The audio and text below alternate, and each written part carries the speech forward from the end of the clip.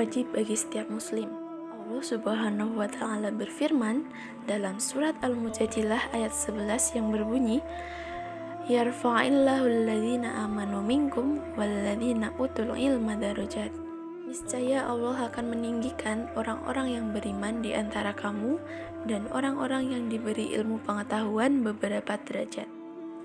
Sahabat yang dimuliakan oleh Allah Subhanahu wa Ta'ala, mari kita lihat bagaimana kisah para sahabat Nabi atau orang soleh dalam menuntut ilmu. Kita lihat kisah Ibnu Abbas. Ibnu Abbas adalah keponakan Rasulullah SAW yang selalu menuntut ilmu dengan Nabi. Namun ketika Nabi Muhammad SAW wafat, maka beliau pun mengajar ilmu kepada sahabat-sahabat Rasul lainnya.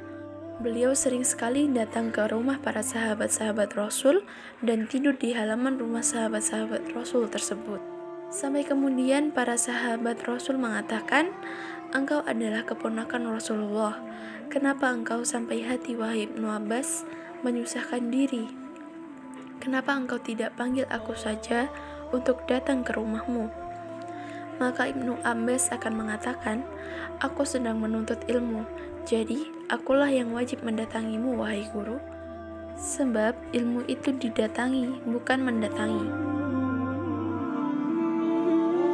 Beliau orang yang sangat luar biasa untuk merendahkan dirinya di hadapan guru-gurunya. Apa kata Ibnu Abbas, sahabat sekalian? "Aku telah merendahkan diriku sebagai pencari ilmu, sekarang aku mulia sebagai orang yang dicari ilmunya."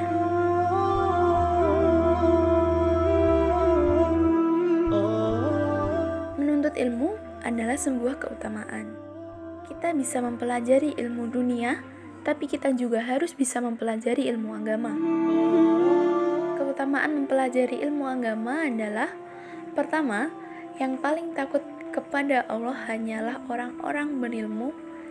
Dalam surah Fatir ayat 28, Allah Subhanahu wa Ta'ala berfirman, "Innama yakhsyallaha min ibadihil ulama." Dan sesungguhnya orang yang takut kepada Allah Subhanahu wa Ta'ala di antara hamba-hambanya adalah orang berilmu.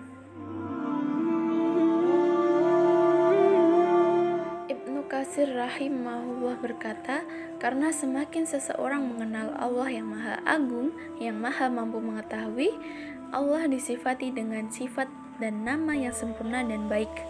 Lalu hamba tersebut mengenal Allah lebih sempurna, maka dia akan memiliki sifat takut dan akan terus bertambah sifat takutnya. Jadi yang pertama adalah orang berilmu akan takut kepada Allah Subhanahu wa Ta'ala.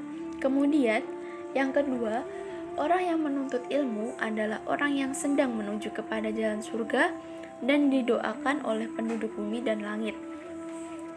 Dalam hadis riwayat Abu Dawud dan Syekh Albani mengatakan, hadis ini adalah hadis sahih.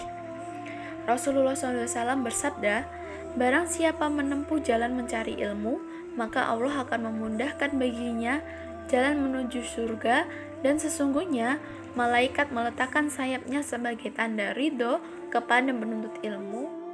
Sesungguhnya, keutamaan orang yang berilmu dibanding ahli ibadah adalah seperti perbandingan bulan di dalam badar dari bintang-bintang lainnya.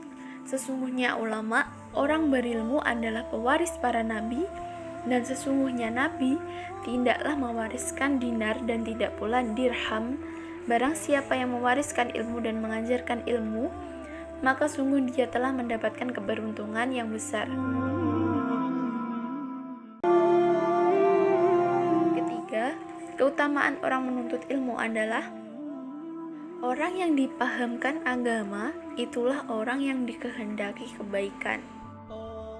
Rasulullah SAW bersabda, barang siapa yang Allah kehendaki mendapatkan seluruh kebaikan, maka Allah akan memahamkan dia tentang agama.